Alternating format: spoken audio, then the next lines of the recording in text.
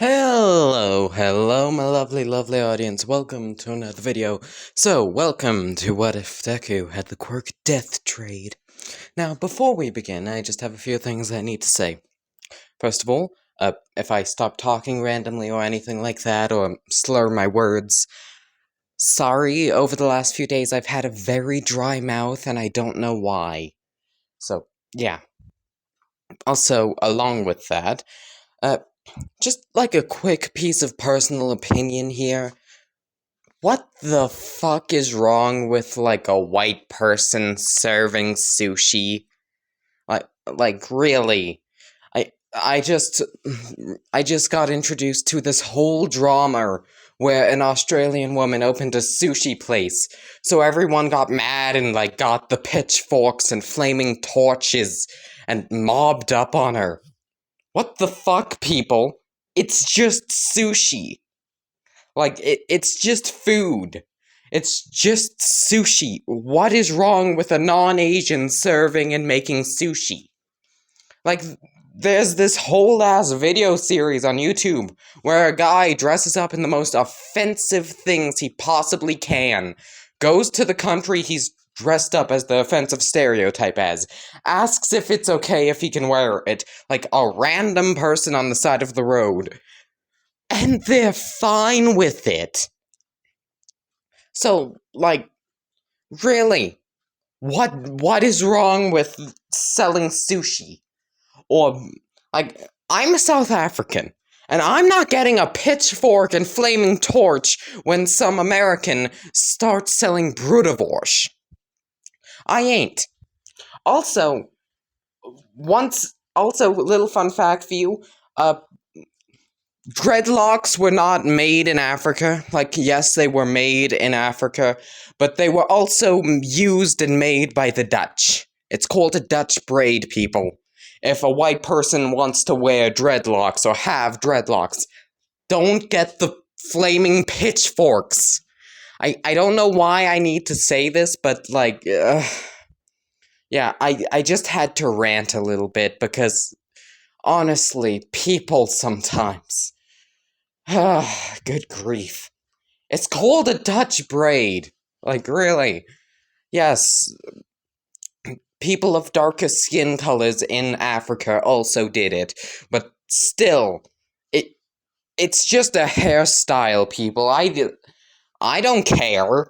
Why should people care over a hairstyle? Like, really, I think the merging of cultures between countries is a good thing.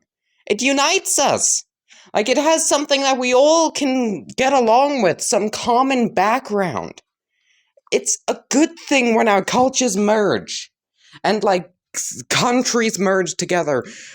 We are a social species.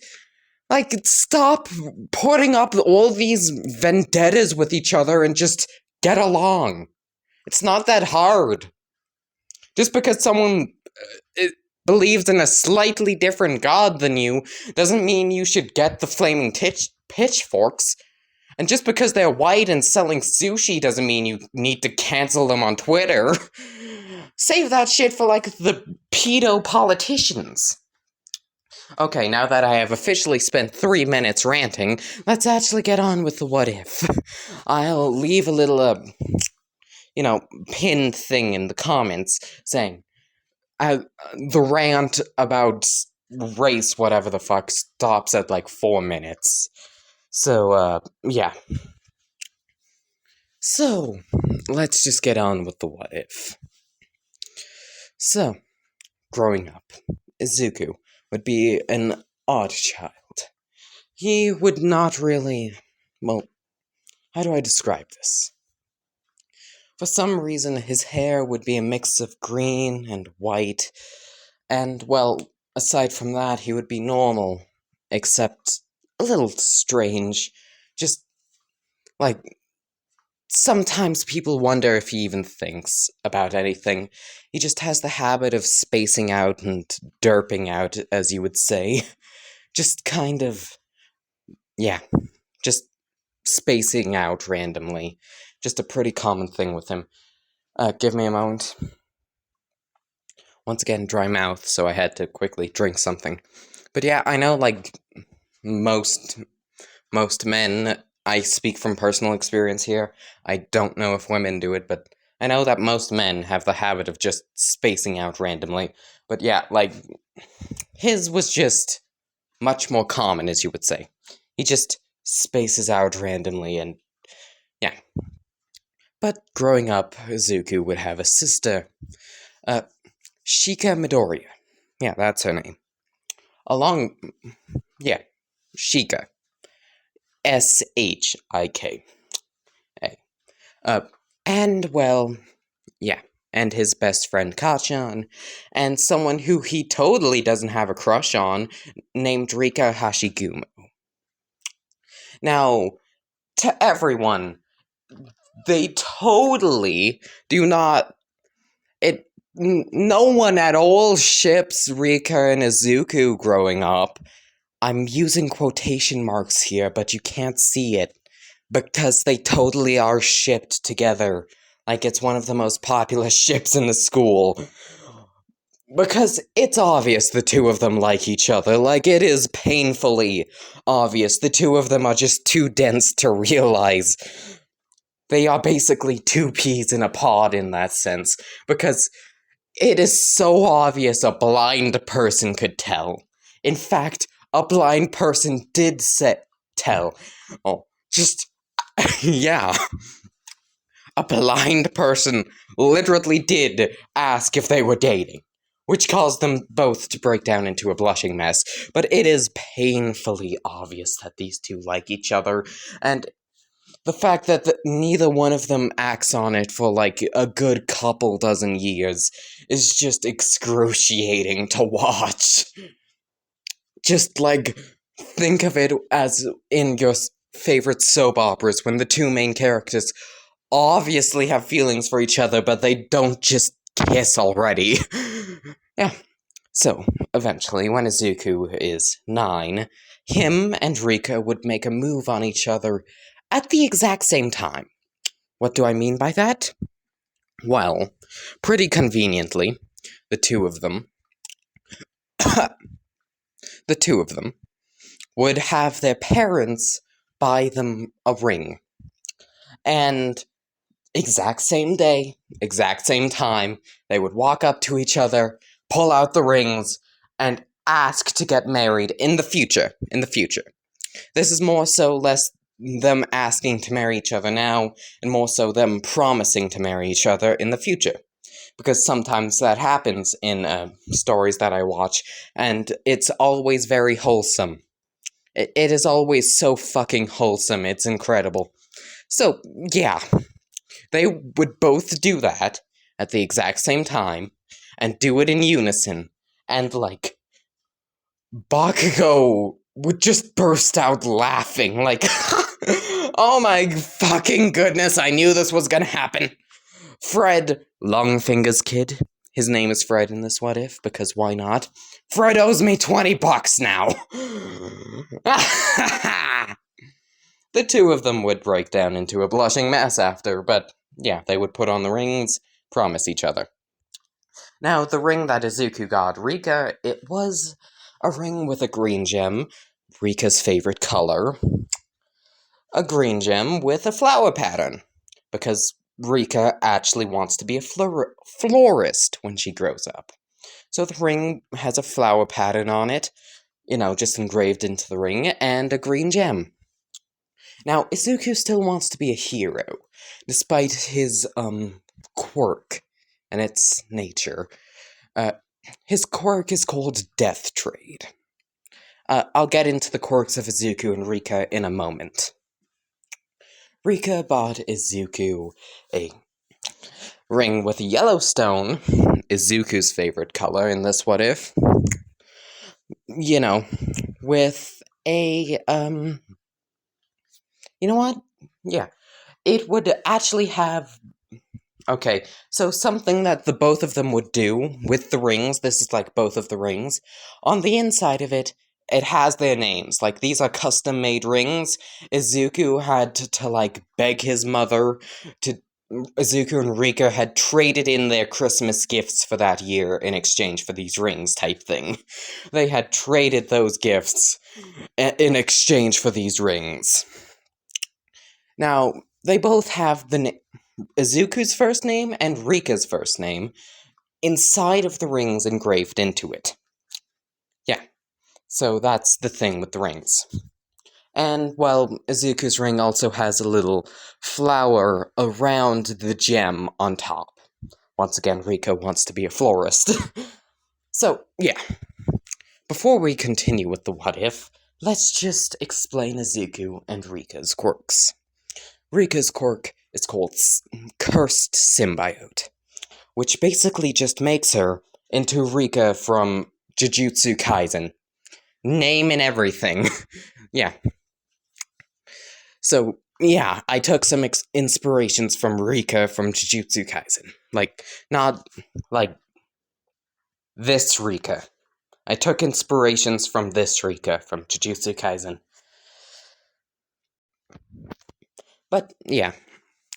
Basically, how the quirk works is, well, oh, good grief, brain dying, see. Mouth dry. So, she basically, oh, good grief, give me a moment. Back. So basically, the effects of the quirk are, she needs a host to survive. She can connect to a host. She doesn't have to physically be touching them, but both participants have to be willing. She will die without a host in about a day because her metabolism simply doesn't exist. She runs off of the metabolism of her host. So, yeah. In exchange, Rika generates a large amount of energy from this metabolism-based relationship, which she can use to reinforce her host and, well, turn into Jujutsu Kaisen Rika, shoot giant fucking lasers, all that shit. The main drawback of Rika's quirk, well, there's two. First of all, when she selects a host, they kind of merge a little bit. You know, Rika shares her quirk with her host, and her host shares their quirk with Rika. Type of interconnected thing. Meaning, if one of them dies, the other will die along with them. Yeah. And before you ask, yes, Rika can sever the connection with her host. So, yeah. She can sever the connection with her host and transfer to a new one. Yeah. So, yeah. Also, just quick thing, Rika can sap body parts or, just flat out kill her host without killing herself to gain more energy. Essentially, she can drain her host, remove limbs, body parts, just the entire thing, the entire host body all at once, just assimilate them into herself for more power. This is the only way her host can die without her dying along with it, aside from her severing the connection between them before the host dies. So, yeah. Anyway, Izuku offered to be Rika's host. They don't have to physically touch ever, but yeah. Izuku offered to be Rika's host so she didn't die within a day. Now, Izuku, his quirk is called Death Trade. Also, before you ask, Izuku plans on using the increase in power he gets from Rika to be a hero, since his quirk isn't really suited for hero work. But it's still cool enough to prevent him from getting the wrath of Bakugo. Think of him like that one kid in Izuku's class who can turn his head into a big wooden log. Yeah. So, Izuku's quirk, upon Izuku dying, all negative injuries / effects on his body, like poison, disease, scars, missing limbs, etc., will be transferred, including the injury / thing that killed him, will be transferred to another person. Along with that, yes, before you ask, wrinkles and just old age in general, bad back, bad hip, broken hip, all that shit, also transferred. His quirk will revert him to peak health and just ideal form whenever he dies. So the more he dies, the more attractive he becomes, essentially. So, yeah.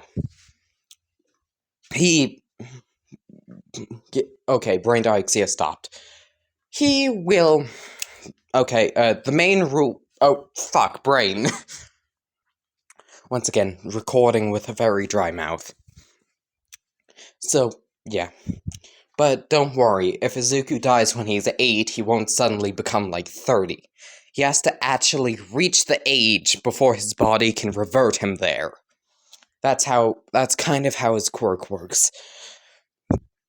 It reverts him to a point in his life where, well, it doesn't revert him to a point in his life where he didn't have said features. It transfers them to someone else and fixes his body, but for what I have planned, I don't want Izuku suddenly turning into a 30-year-old man, so I'm just gonna say, his quirk needs him to actually physically age to the point of, like, let's say 40, for it to turn him 40. Okay? Okay. But yeah, every time the quirk is used, he will become, like, society's ideal man in appearance for his age. But he will become society's ideal man. Now, the main thing with the quirk is it functions off of society's views of ideal. So if suddenly old men become very hot, Izuku's quirk is gonna turn him into an old-ass man the next time he dies. So, yeah. And, well, once again, his quirk is entirely random. Death trade is entirely random, except, well, let's say you're a very shit person. You lie a lot, you cheat, you steal. You are more likely to have the quirk transfer to you.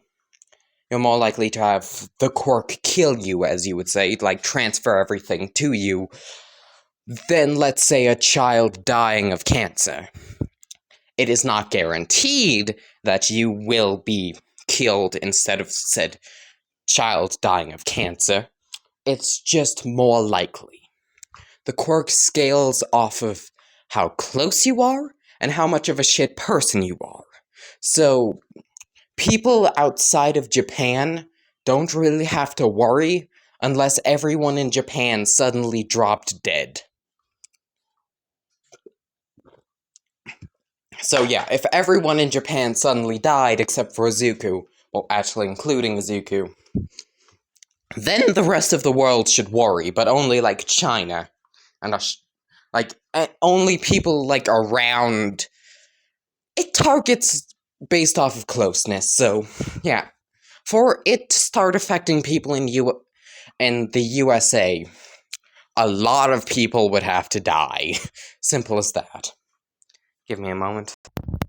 Before you ask, yes, it does include fertility. Will affect his, So, yeah. Anyway, Izuku and Bakugo would be play fighting one day, like Rika's just casually sitting down on a chair. She sprained her ankle, so, like, she can't really play with them. But, yeah, she's just sat there. She's watching them play, smiling. This is like when they're 9, by the way. And before you ask, yes, Rika looks like this without the scar. And Izuku does kind of look like this, but with more green. With green. Like patches of green and making sure it's light. It's like mixed. It's mixed. So, yeah. Give me a moment. I am back. So Bakugo would explode Izuku's face. Now, his quirk, obviously gets stronger as he ages. So I think it kind of works like a growth spurt, He makes weak, small explosions at a young age, but randomly at some point, like near the 9s or 10s or 11s in his life, maybe even 13s, his quirk will suddenly start getting stronger, as you would say. Now, yeah, Bakugo would essentially go through quirk puberty, and his quirk would become a lot stronger and a lot more volatile and a lot harder for him to control whilst quirk puberty is going on, because, when you're going through puberty, it's very difficult to control your emotions, but when you reach adulthood, suddenly becomes much easier. Same with quirks, in my opinion. So, Izuku's head gets blown off clean. And it just so happens that a sleazy politician with the habit of making fun of children with cancer on Twitter was driving by. Now, this sleazy politician is the brother of Kira Administration and Criminal Containment. So, he would get decapitated instead of Izuku. John F. Kennedy style. That's a dark joke, but yeah. His head would explode Kennedy style. And Izuku and Rika will be charged with this obscurely large amount of crimes because, Izuku would take the blame for Kachan, and, it was his quirk that went off, and blah, blah, blah, blah. Now, a bit of quirk racism here, and a bit of quirk racism there. Yes, quirkism, quirk hierarchy, whatever you want to call it. I'm 99% sure Izuku's quirk is technically a mutation type. Probably an emitter. You tell me in the comments. I know that Rika's is definitely a transformation type, and I also know that it's, turning into this can be considered very villainous. So a bit of quirk racism here, a bribe there, and Izuku's on death row. Because he was Izuku and Rika on death row. Because they were charged with way too many crimes. Way too many crimes. Domestic terrorism, conspiracy with terrorists, despite that was never proven, assassination, planned assassination, planning of murder, first-degree murder, second-degree murder, third-degree murder. Yeah, I know it's fundamentally impossible to get the 3 degrees of murder on one murder case with, one person. But look, money can do a lot of things. So yeah, it's this entire thing. Murder, assassination, conspiracy to assassinate, working with terrorists, domestic terrorism, the whole 9 yards, even illegal quirk use. You want to know why? Because Rika needs to use her quirk to survive. Type thing. She needs a host. She needs to use it to survive. But since she doesn't have a hero license or a quirk usage license, illegal quirk use. Yeah, you'd be surprised at how corrupt the court system is. All it takes is a bit of cash, and they'll put a child on death row in a heartbeat. So yeah, from this point onwards, from Izuku's life on, he would be separated from Rika, and would be put on the death sentence. Now, he would be executed every single day, in some way or another. Whether it be poison food, firing squad, gassing chamber, electric chair. They have a policy for people with quirks that resurrect them, and that is based off of how many life sentences they have, they will be executed. Except, here's the thing. Most resurrection quirks are one-time things. Izuku's resurrection quirk is like a multiple thing. It's infinitely reusable. And every time it's used, it kills someone. So, essentially, he can't ever lose his life sentence because he gets a new one from killing a man. Once again, the legal system is very corrupt. It can be, especially in Japan. Like, the prosecution rates in that country are over 90%. Winning a court case in Japan is like, it's like Hercules killing the, I can't remember its name, but the something lion. It is a monumental task. It's like Cepheus, you know, the guy pushing up the boulder infinitely. It's like him actually managing to get the boulder off, like getting it up the mountain and keeping it there permanently. Just pushing it off the mountain. That is essentially what winning a court case in Japan is like. You have no idea how many retrials you have to get to actually be proven innocent. It's usually like one retrial, but still, you usually get prosecuted for crimes you didn't do, then you get retrialed and a bit of compensation. So, yeah. Izuku, thanks to the head of Quirk administration being a sleazy asshole, who actually, he has a bit of information in this what if. His kink is, child murder. Like, child violence, this entire thing, just specifically with children, too. Like, he is not a good person at all. He bribed and lied his way to the top. So he's like every other politician ever. But yeah.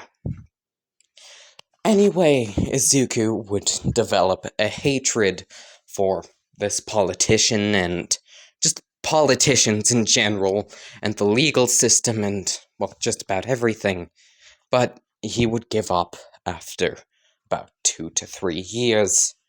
There, dying and dying and dying has a mental strain on someone, to the point where he even craves death himself. He wants to experience it, he wants the cycle to end. Now, cut back to Rika, because her and Izuku share their quirks with each other, because of her symbiosis quirk, she can't die either. So, Japan is essentially created a new kind of death sentence, which is basically Russian roulette. Someone will randomly die each day, probably a prisoner, probably a citizen, probably a hero, probably a villain, probably a thug, probably a child dying of cancer. Yeah, they didn't really think that through, but yeah. Anyway, Rika would become violent and savage after death after death after death, and, well, a couple prison guards there and a few prisoners forcing themselves on her. She would become violent and, well, more and more violent by the day, eventually becoming a bloodthirsty, battle-hungry psychopath. She still loves flowers, she still likes them, she still wants to be a florist deep down inside. She just hides that part of herself. She just buries it. The only person she actually is willing to show it to is Izuku, and, well, at this point, she hasn't seen him in 3 years. She had actually threatened the guards there to get her a fucking body pillow. Like a fucking Izuku body pillow for Christmas that year. She had threatened them, and threatened them that they better update it with Izuku's current appearance at the moment, or she would go on a rampage. Yeah, she has an Izuku body pillow. Don't worry, Izuku also has Rika body pillow. It's like, once again, it's another Ring situation where they were just on the same brain wavelength. But yeah. I forgot, is Shika. Shika and Bakugo and Inko would make sure to visit Izuku as often as they can, but usually it would be about a month, well, once a month to once every 3 weeks. Sometimes he would go an entire month without seeing them, sometimes he would see them almost every day. It's rather volatile. Of course, Rika would also be visited by them and, well, her parents as well. But, yeah. Eventually, after, well, 4 years, the two of them would be moved back into the same prison. And, well, yeah. Just to keep Rika calm. They would be moved into the same prison, same room. It was mostly to keep Rika calm. Izuku was very docile as is, but with Rika, he becomes even more docile and content to just stay there until, I don't know, he eventually outlives the prison itself, type thing. Rika would become much more docile and calm with Izuku. So, yeah, that's how things would go until the start of the anime. Yeah. Okay, so give me a moment. So, yeah, the start of the anime would take place 1 year after they would be moved into the same cell and same prison. So, yeah. Yeah. Everything would go as canon. Well, aside from, yeah. Actually, no. The sludge villain would escape because Izuku wasn't there to stop him. Well, wasn't there for him to stop running and, well, Michael Jackson, as you would say. Izuku wasn't there, so the sludge villain could keep running and eventually outran All Might, fled the city, and escaped. Apparently, the sludge villain had a son. Yeah. Apparently, his quirk was sludge, but acid. Like he could control the pH level of himself. In case you're curious, yes, that is a reference. Hi, Sarge. Hi, Carlos. Hello. That is a reference. Yes, I made a reference to one of my friend's what-ifs. Check him out. Yeah. He's probably gonna be in the comments somewhere. CR Sergeant. Hi. Anyway, so, yeah.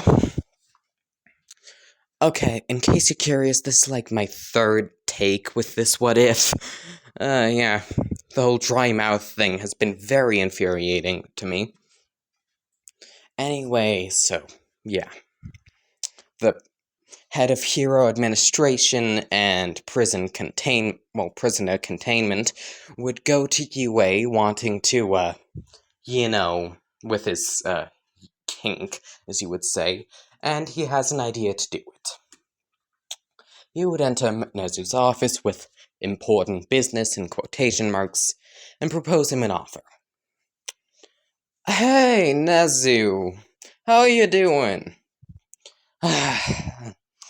Why are you here, Shihai? Shisei. Yeah, Shisei. Why are you here, Shisei? Oh, I just had a important offer, as you would say. You know the 2 death row inmates that killed my brother? I believe you mean children who one of their quirks awakened and accidentally killed your brother via quirk awakening. Well, first time quirk usage. And the little girl who's dependent on him being alive for her own survival. Shisei would be like, they're hardened criminals. They are children. You arrested them when they were 9. He would just sigh and say, yeah, keep telling yourself that. Anyway, I have an offer. You know how, this year... In case you're curious, this takes place, after the... takes place after the entrance exam, so everyone's already been selected, 2 weeks after the entrance exam. You know how, like, this batch of school years this year is actually a very good batch? Well, I was thinking, no. Like, Nezu would just cut him off and say, no, not at all. Would say, you didn't even hear me out. Nezu would say, you came here to get off on your fetish of children fighting to the death and children being executed publicly, so you want to have Izuku Midoriya and possibly Rika Hisei, I think I named her, or Hisei, quick drink, to be publicly executed by this year's sports festival participants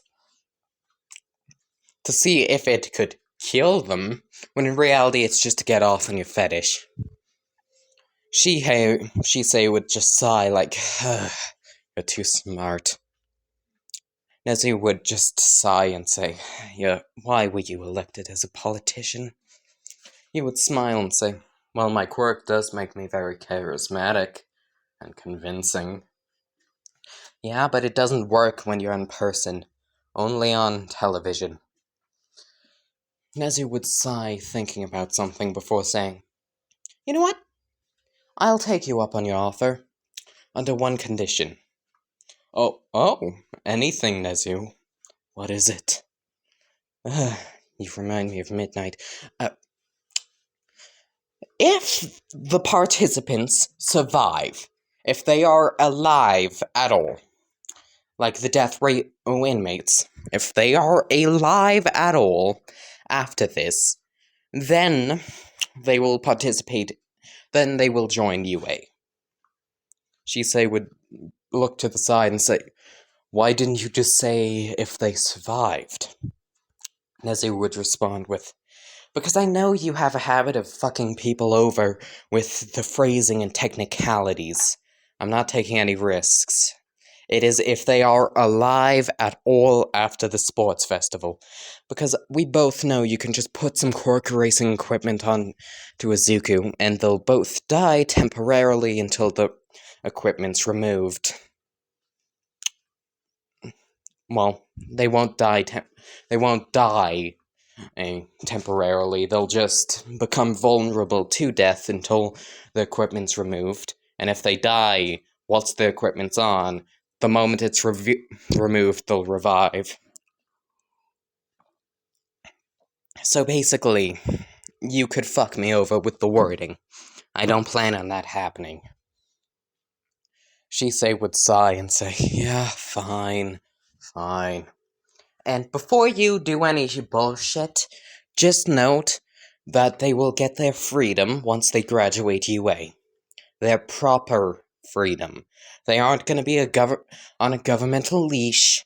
None of that. Understood? Shisei would shrug and say, the things I do to get off on my kink. Obviously, Shisei doesn't actually plan on going along with Nezu's demands, but Nezu knows Izuku's quirk quite well.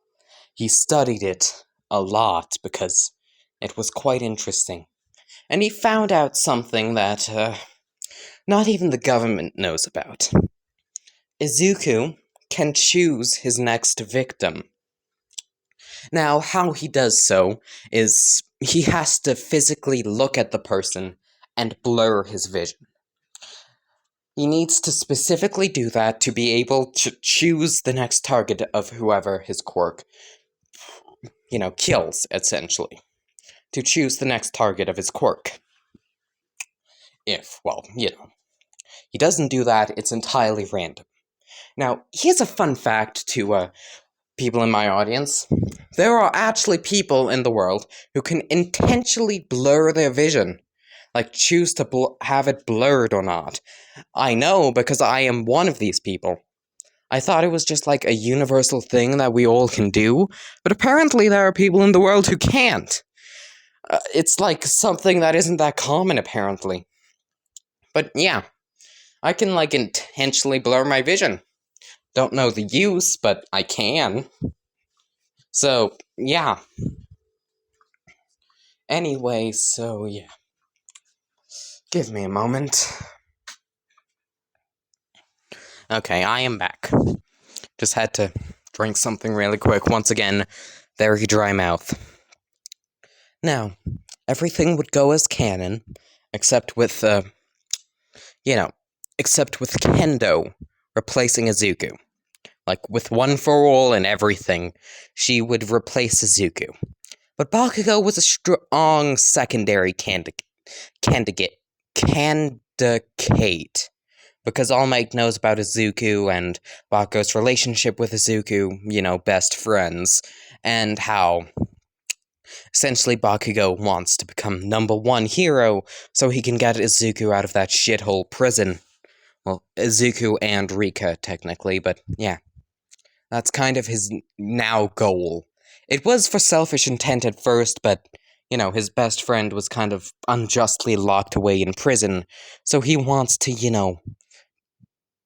get him out of there. And also, before you ask, Stain, yes, Stain, he becomes a hero killer much sooner in this What If. Like, he goes psycho sooner, I guess. Like, yeah. He becomes the hero killer sooner because, well, a child was unjustly locked away in prison because of a bunch of greedy heroes who were paid off and the legal system being paid off. Before you ask, yes, All Might did try and prevent Izuku from being locked away. Maybe because, All Might's technically Izuku's father, but he's a deadbeat, so he wanted to at least try and make it up to his son or something. What was that? What was that? I didn't... Yeah, I don't know what that was. Did you hear anything? Give me a moment. And, yeah, there's many campaigns to get Izuku and Rika out of there, but the power of money is just too strong. Like, Endeavor's busy, supporting this in hopes that, Rika would...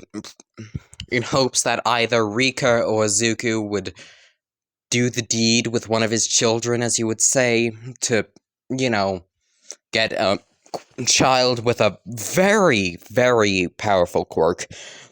Since, one person, Izuku, has basically immortality, and Rika, without the need for a host, would be obscene. Like, she is already obscene. She just is very reliant on her host being alive. But if she didn't have need a host, she would be a monster. Like a fucking All Might level threat. So, yeah. Anyway, time skip to the UA Sports Festival. Now, give me a moment. I'm back. Yeah, so, yeah, just had to let some spit build up in my mouth because it's very dry.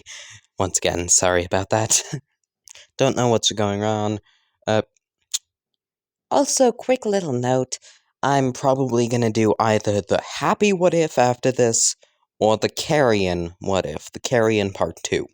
Because I said I was gonna do that, and I want to start actually fulfilling my promises. So, yeah, probably one of those two.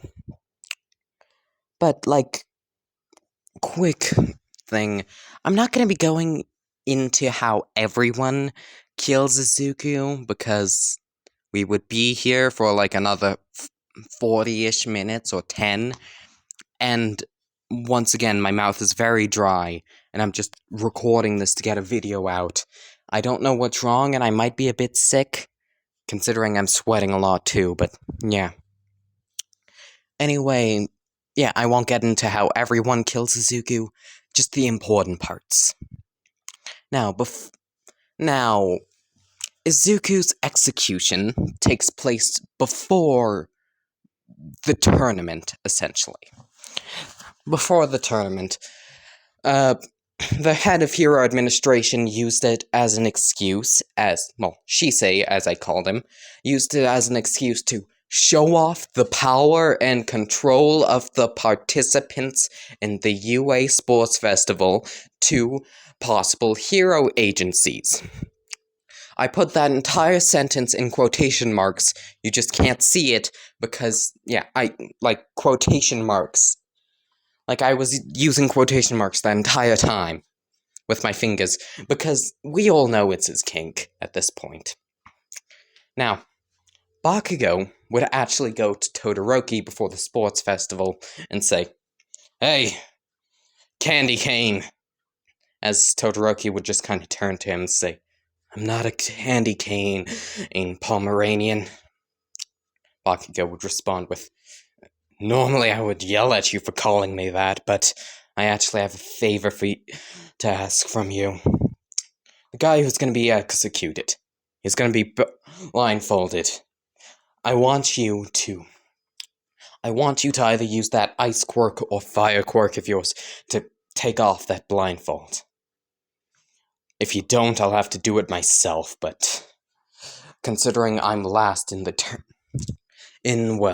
the execution, as you would say, I really don't want to have to...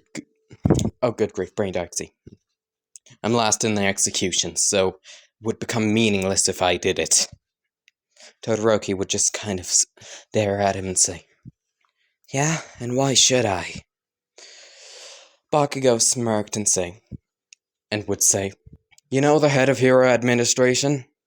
He's a massive pervert who's into children fighting each other to the death. Also, children being executed. Isn't the entire reason he wanted to do this was to get off on his kink? And considering we both know how much you like people who, you know, abuse children, as you would say, I think doing this one little favor for me would do you a lot of good." Todoroki would kind of glare at Bakugo for a few moments before saying, "Fine, I'll do it. I'm just curious. What does destroying his blindfold accomplish?" "Well, you see, me and that prisoner have known each other for a while, and as it turns out, his quirk can actually if he can see someone, he can select them for his quirk. The result will be explosive, as you would say." Todoroki, knowing what Izuku's quirk is, he knows what Izuku's quirk is. That's the entire reason there are like 30 other prisoners there, 30 other death row inmates, closely packed in a circle around Izuku, to kind of protect the students/audience members. The death row inmates are not to be attacked, only Izuku. That's why, this portion has control in it. Control, in quotation marks. Targeting specifically Izuku and not the prisoners around him. But, yeah, Todoroki was already aware of Izuku's quirk, and understanding Bakugo's plan, would get a little bit of an evil smirk, as he would ask curiously, "Alright, I'll do it. I just want a favor. You see, my old man?" Bakugo would get a grin as he would say, "Done. I'm sure Izuku wouldn't mind going along with it." I can't believe I'm actually gonna be doing this. Shoto would just kind of chuckle and say, "The things we do when we get desperate, huh?" Bakugo would walk off, waving Todoroki off. Todoroki would do the same, as Denki, who was in the locker room with them, who has absolutely no idea what's going on, because he just used his quirk to charge a bunch of people's phones, would just be like, he charged a bunch of people's phones in the hopes of either getting laid or getting publicity, as you would say. He would be there derping the fuck out, what did I just witness? Mayonnaise would just kind of crawl out of a grate, like an air duct. Yeah, my brain, I forgot the name. Mayonetta would just climb out of an air duct and say, You just watched the birth of a bromance. Ah. Like, Denki would nod, like, oh. Mayonetta couldn't really be bothered with, the whole conspiracy to kill the two high-ranking governmental officials because he's trying to find the women's locker room. He can't really be bothered, and, like, even to Mayonetta, there are some kinks he just isn't interested in. Like, children fighting to the death. Like, that's where he draws the line at kids. But fully grown women, he's fine with it. Yeah, you do not want to see his browser history. I shot myself after reading it. Fun fact! This quirk is actually, like, I guess technically the official quirk I'm going with, as you would say. Like, the official quirk that I would personally have if I was in MHA. Yeah, this. It's official quirk I would personally have if I was in MHA. So, yeah. Just a quick fun fact for you. Anyway, so, yeah, I will describe how majority of, well, not majority, but a portion of how everyone kills Izuku. Monoma would copy Kirishima and Tetsu's quirk and bludgeon him to death. Yeah, a lot of children were traumatized, and Monoma was laughing like a psychopath the entire time. Yeah. Kendo would just make it quick and use one for all to splatter his head. Just splatter the entire top half of his body everywhere. Which, once again, caused one of the prisoners to explode in the same fashion as Izuku recovered. Yeah. Before you ask, yes, Izuku's quirk recovers his clothing. So Bakugo had asked Todoroki to kill Izuku in a slow method, and a method that Izuku could would have enough time to look at the head of public safety. Not head of public, the head of Hero Administration.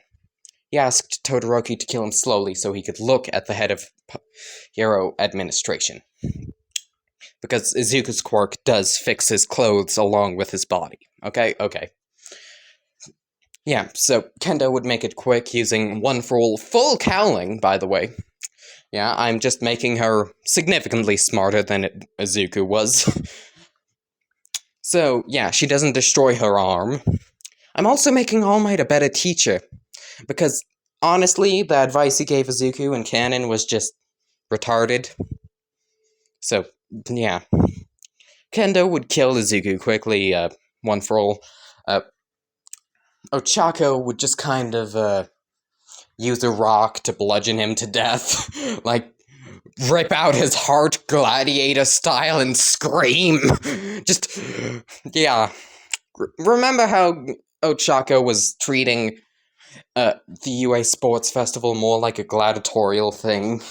Like in canon? To my knowledge, I haven't watched the first season of MHA in years now, so I probably should get around to doing that again.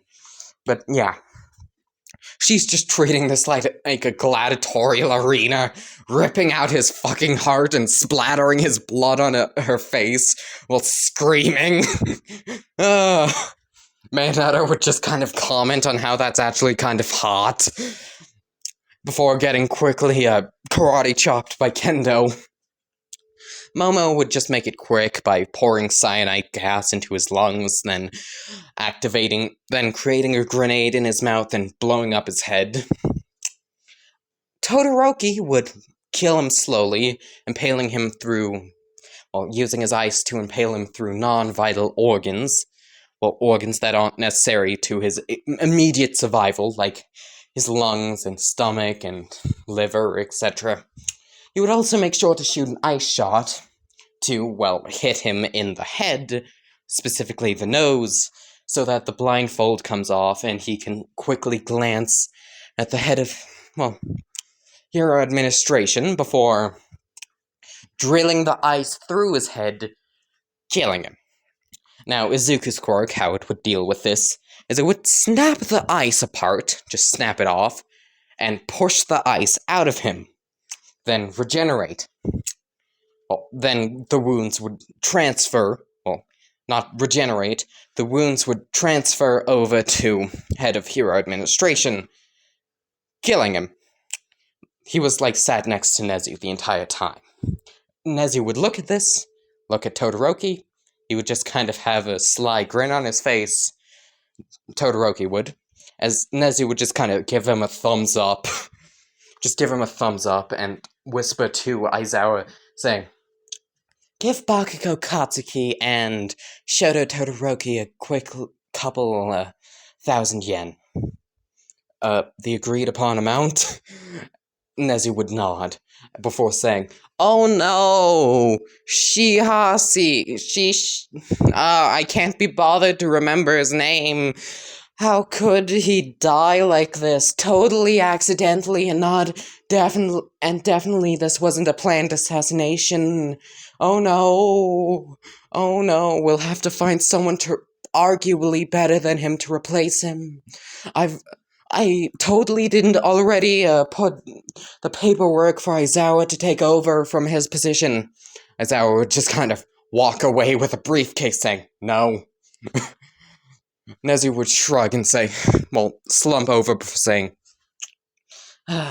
"Killjoy." But yeah, no one really misses him. No one really misses the head of hero administration. I can't even remember his fucking name. So, yeah. Bakugo would just kind of make it quick, blowing up Izuku's head in a very, yeah, blowing up Izuku's head. Izuku would just have a, "Do you get deja vu?" moment when his head gets blown up. Anyway, so, yeah. The rest of the sports festival would go as canon. Now, the reason everyone was fine with killing Izuku was because they were told that the prisoners around him were a bunch of voodoo dolls. Essentially. Dolls, basically, that his quirk would swap his injuries with. You know, they were told that his quirk swapped his injuries with inanimate objects that are close to him.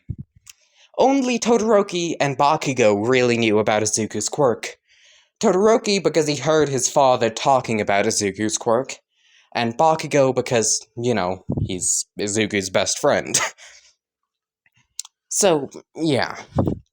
Anyway, Bakugo would approach Izuku, like after the whole thing, Izuku's just kind of tied down to a chair, surprising amount of security, for the one person who isn't actually dangerous unless you kill him.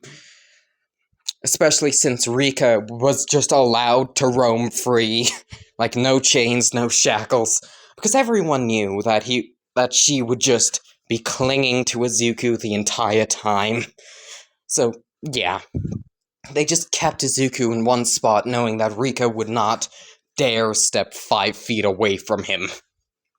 Bakugo would just kind of walk up to Izuku and say, "Okay, that little stunt we pulled, you know, where you could, the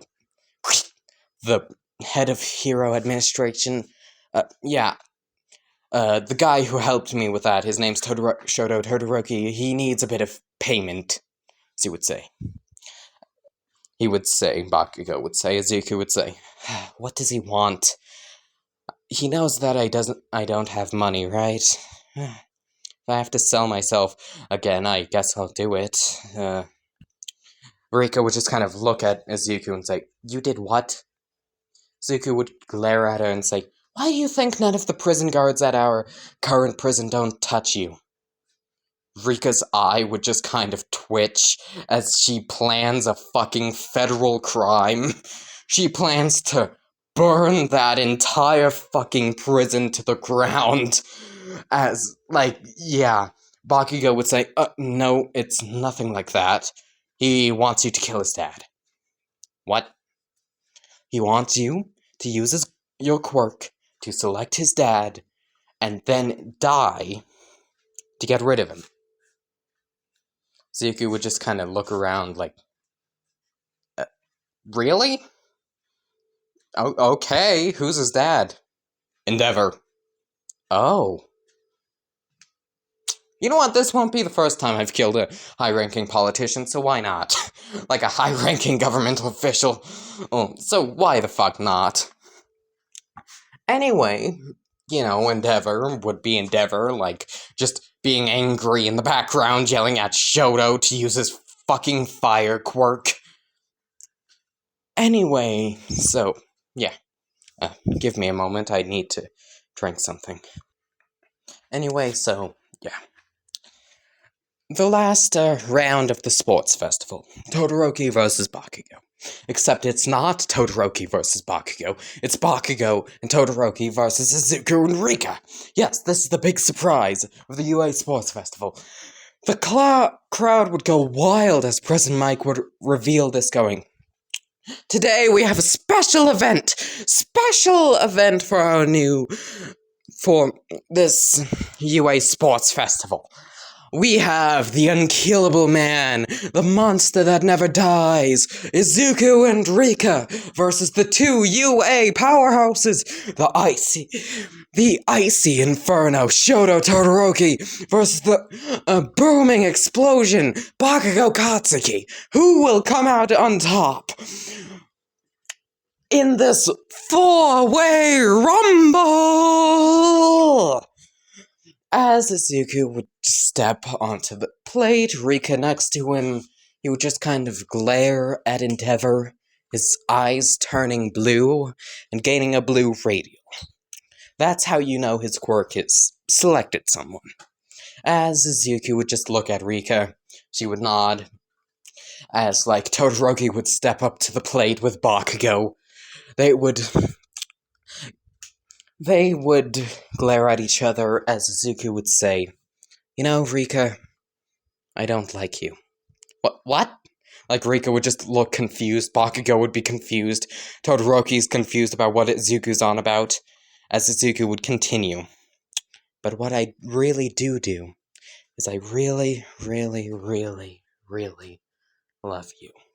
He would say, putting his hand on her cheek and giving a quick peck, as she would turn into an absolute blushing mess, going, Izuku is now really, you know what? Yeah, I really, really love you too," she would say, her veins bulging as in a matter of seconds, and, well, in a mash of dark and purple energy. This would take her place, stomping on the ground. It would say, "I really, really, really, really, really, really, really, really love you too, Izuku." As a massive orb of dark purple, of blackness and dark purple energy would begin forming in front of an eye that would open on her head, her charging up what seems to be this massive blast, as Izuku would stagger, his complexion growing pale, and cracks appearing on his body, as, well, the 30 prisoners that were brought there, you know what, 120. An extra amount was added for this rumble, essentially, this fight. They are currently being stored under the sports festival, like underneath the arena in a cellar. They would just start dropping dead. Not even dropping dead, like their entire fucking bodies would just reduce to dust, one after another, as the ball of purple and dark energy Rika was creating would grow bigger and bigger, as Izuku would say, smiling slightly. Well, yes, before you ask, Endeavor would just turn to dust. Like Endeavor in the stands would get Thanos snapped, turn to dust. Then the prisoners would start being worked through. Okay. Izuku would say, a slight smirk on his face, as he would pat Rika, still charging her massive blast of energy, He would say softly, Rika, let's die together again. As well as Izuku would pull out a crowbar. You know what? No, a spear. Spear from his back that was provided to him to fight, since he technically fights quirkless. Aside from the strength enhancement he gets from Rika, ice would begin flaring from Todoroki's left, well, his ice side. I can't remember if it's his left or right now. Once again, dry mouth, maybe a little sick, and also, yeah. Bakugo would start creating sparks in his hands as he would go, let's do this, dreadlocks! As Rika would fire the massive blast of energy, Todoroki would create an ice wall. The two of them would clash, and in a bright light, a massive explosion could be heard.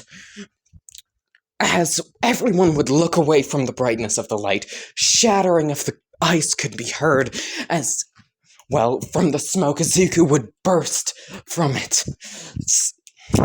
The blast was a distraction, as Izuku would swing at Todoroki with his spear, cutting him on the chest. Bakugo would explode Izuku's side, cutting him in half, as one of the prisoners would once again get blown in half underneath the arena. Izuku's body would reform. So Rika would come from the side, grab Bakugo by the leg, and swing him down to the ground. Todoroki, a bit dazzled by the sudden cut on his chest caused by Izuku, would launch a massive ice spike at Rika, impaling her. As well, one of the prisoners down under the arena would get impaled. Instead of her, she would pull herself off the spike as Izuku would come from behind Todoroki, swinging at him with his spear. Todoroki would react, creating an ice wall behind him, then creating a massive one the size of the UA arena, to knock him out. You know, like he did in his fight against Denki. Izuku would quickly, in a burst of speed, jump to the side, dodging the ice wall, barely, as he would use his spear to plant himself in the ground, as he would then charge at Bakugo. Todoroki creating ice spike after ice spike at Izuku, as, well, Bakugo and Rika would continue their would continue scrapping, essentially. It's like this close quarters melee combat. Rika's like wrapping around him like a snake, he's blowing her up. Izuku would jump forward, slamming his foot against Bakugo's face. He learned how to fight in prison. Yeah, he did. As Izuku would yell, "Get off her!" Kicking him to the side, launching him away, as Todoroki would launch an ice spike at Izuku. Rika would grab him by the leg and pull him out away from the spike, as she would say, "You take care of Katsuki, I'll deal with the glorified candy cane." Izuku would nod before sprinting at Bakugo. Bakugo would smile and say, "Come at me, nerd!" The two of them would start clashing, Bakugo striking forward with an explosion, Izuku blocking it with his spear. Quickly, he's twisting it around, attempting to cut Bakugo on the leg. Bakugo would fly back, just barely avoiding getting kneecapped by the spear. You know, I was once in an adventurer like you type situation. As well, Bakugo would hover in the air a bit before saying, "You're not all that bad, huh?" Izuku would say, "Yeah, prison teaches you a lot." In the background, Rika is slithering around Todoroki's ice walls and ice spikes, getting around them. Even the massive ones, she would just plow her way through them like a juggernaut, until she would eventually reach him and grab him by the face before slamming him down into the ground and running him across it, attempting to just push him out of the arena. Todoroki would use some ice to sever her arm clean off, as he would launch a few spikes at her, pushing her back away from him, as he would quickly get up and cough up a little bit of blood. Still not willing to lose just yet. He is on the very border of, well, the UA arena. Rika's arm would begin bubbling and bulging as she would regenerate it along with the holes that Todoroki put through her. Izuku would cough up a little bit of blood after Rika does this. Bakugo would smile and say, "Oh, that's your weakness, huh?" Bakugo would launch an explosion at Izuku before yelling, "Yo!" Before yelling at Todoroki, "Yo, take out Dreadlocks! She's the reason..." Okay, good grief, give me a moment. He would yell at Todoroki, "Yo! Oh, Candy Cane! They're interconnected. We take one out, we significantly weaken the other." Todoroki would sigh and say, "Great! What are we gonna do about that? Since we can't exactly take one of them out without killing them, considering our quirks." Bakugo would smirk and say, "Oh, I have a plan." He would then and fly up into the air, explosions igniting, well, from his palms, obviously, as he would fly up, then quickly dive down, gaining speed, as he would yell, "Howitzer impact, bitch!" Yes, before you ask, Bakugo trained a lot harder than in canon to get Izuku out of prison. Well, Izuku and Rika out of prison. So he got access to Howitzer impact earlier in the story. At least I think. I don't know if he actually had Howitzer impact, like, in the sports festival. Once again, I haven't watched the first season of My Hero Academia in, like, 2 years. Cut me some slack. I struggle with fine details. I thought the sports festival was after the, summer camp attack. I thought it was after. Like, for a good while. So, yeah, sorry about that. Once again, 2 years. Haven't watched the first season. So, I'm planning on binge-watching it a little for a few days. So I can get this in, so I can, do a better job. Look, Crunchyroll's expensive, okay? Especially in my country. Anyway, so, yeah, let's just get back to the what if. Bakugo would yell, "Howitzer impact!" slamming his exploding body into Rika, launching her out of the arena, and knocking her out. Izuku would stagger a bit, coughing up some blood, as he would also collapse down to the ground. Well, Bakugo thought he launched Rika out of the arena, but once the smoke clears from, Howard's impact, Rika isn't anywhere to be seen, but there is a hole in the ground right at the border of, the arena. As suddenly Izuku would be taken underground, as digging could be heard, as Rika would say, a voice would say, "You want to know something?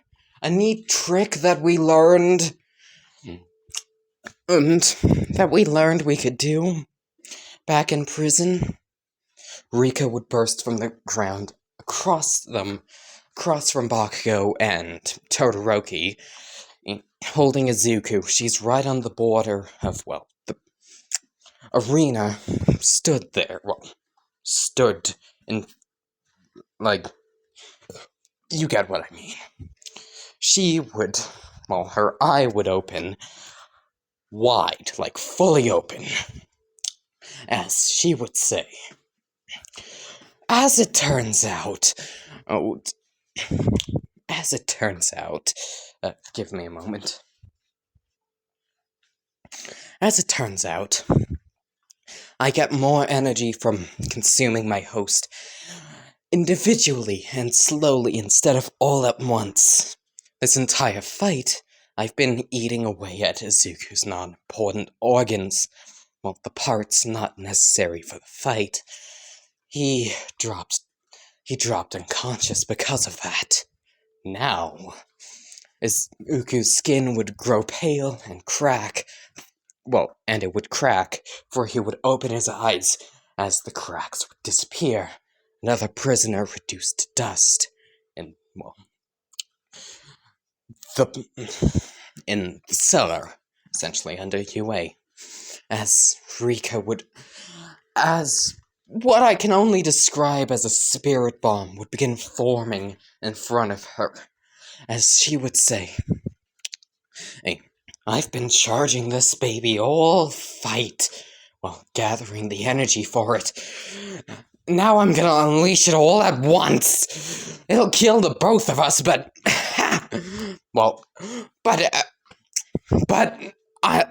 brain diaxia stopped. It'll kill the both of us, but there's still good grief, give me a moment. It'll kill the both of us, but there's still plenty of bodies for us to use to revive. Time to get blown to Kingdom Come! Rika would say, launching what seemed to be a small blast of energy, but Todoroki would instinctively put up, a sports festival-sized ice wall. As, once again, like he did in the anime, he did this in the fucking anime/manga. I don't know why he never does it again, maybe because it's a bit too overpowered, but yeah, he would just do that. As, the attacks would clash, creating, once again, lighting up the entire UA arena, sports festival arena, causing everyone to look away and Dark Shadow to just recede into Tokoyami's shirt, hissing like a cat. As, the smoke would clear, and Rika, Izuku, Bakugo, and Todoroki would be all out of the arena, unconscious. Well, not Bakugo and Todoroki. Well, Bakugo. Todoroki would be unconscious, but he would be alive, just in a wall. Bakugo would be alive, also in a wall, like... That was fucking awesome! I guess me making Izuku my rival growing up really was worth it. You would say, just pulling himself out of the wall as he would look at, Izuku and Rika, still alive, somehow. The attack didn't kill them, so they didn't reset, essentially. Zuko's missing all of his limbs, Rika's missing half of her body, but they're alive. So, yeah. Now, will Izuku and Rika face repercussions for this? No. You want to know why? Because, a lot of the things in the UA Sports Festival, logistically, could kill a person. In fact, would kill a person. I.e., the Canon Sports Festival. I.e., the time Izuku took Todoroki's combo attack of his fire and ice that lit up the entire and took up the space of the entire sports arena. Also, the time that Bakugo hit Izuku with a massive explosion in the sports festival. Also, Izuku's quirk, just in general, in the sports festival. Him shattering his limbs and all the damage he did. The hit that he used... how he hit Shinso, essentially. That could also kill a person. Also, Denki in general. He could kill people. In fact, his quirk should kill people, because that much electricity will just cause your heart to stop beating. Yeah. The kick that Ida, just like Ida in general and his kicks, could kill people or severely cripple them. Seriously, have you seen these things? He should have a body count at this point. You have no idea how brittle bone can be. Like, really, just majority of people in the UA Sports Festival should have killed each other. Like, really. A lot of the big fights should have killed people. Also, I'm pretty sure the time that Todoroki, giant ice-walled Denki, remember that? That should have killed a fuck ton amount of people in the audience. Fuck ton. Like, not Denki himself. It should have killed, an entire half of the sports festival. How did no one die from that? Like, it was the fucking Bewilderbeast from... It looked like the Bewilderbeast from How to Train Your Dragon walked through there. Yeah, like, if Todoroki, Bakugo, and Izuku, and Denki, and all that shit can do that, just, like, freely in the sports festival, Rika can shoot a giant fucking ball of energy. Rika can shoot a off-brand Kamehameha without repercussions. Like, simple as that.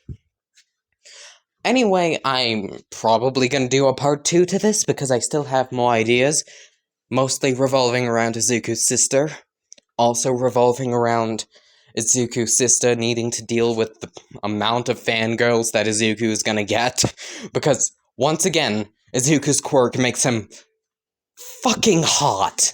Like, the hottest shit out there. And, yeah. So if I do a part 2, it'll be a lot less action-packed, probably, but probably a lot funnier. Just with a lot more comedy, I guess. Anyway, goodbye, my lovely, lovely audience. I hope you enjoyed, and I hope to see you next time. Bye-bye.